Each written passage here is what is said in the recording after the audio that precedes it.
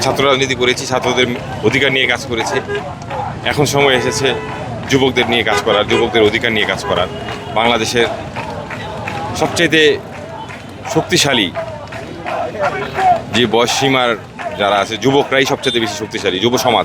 যুব সমাজ যদি কার্যকরভাবে কাজ করে, তাহলেই বাংলাদেশ একটি সমৃদ্ধ বাংলাদেশ আমরা আশা করতে পারি।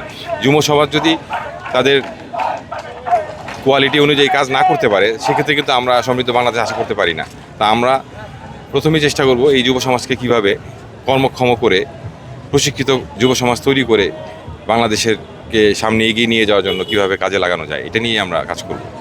দীর্ঘদিন পরে নতুন কমিটি, যেটা আমাদের আকাঙ্ক্ষার একটা ধারক, এবং এই যুবদলের কমিটির নেতৃত্বেই আমাদের মাননীয় প্রধানমন্ত্রী দেশনায়ক জনাব তারেক রহমান যেভাবে একটি রাষ্ট্র ব্যবস্থাকে গড়তে চাই, একটি মানবিক রাষ্ট্র ব্যবস্থা, একটি আদর্শিক রাষ্ট্র ব্যবস্থা, সে রাষ্ট্র ব্যবস্থার জন্য আমরা রাজপথে থেকে ইনশাল্লাহ কাজ করে যাব।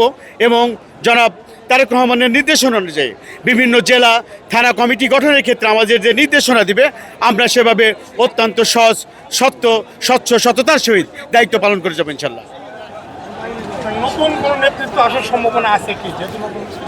নতুন নেতৃত্ব আসার সম্ভাবনা, এই প্রত্যেকটা কেন্দ্রীয় কমিটি আপনারা জানেন 3 বছর মেয়াদ থাকে, এবং এই কমিটি যদিও 1 বছরের বেশি সময় পার করেছে, আগামী সময় পূর্ণাঙ্গ মেয়াদ পার করার পরেই নতুন কমিটি হবে বলে আমরা আশাবাদ করতে। তবে এই কমিটি তার যথাযথ পূর্ণাঙ্গ মেয়াদ পার করবে ইনশাল্লাহ।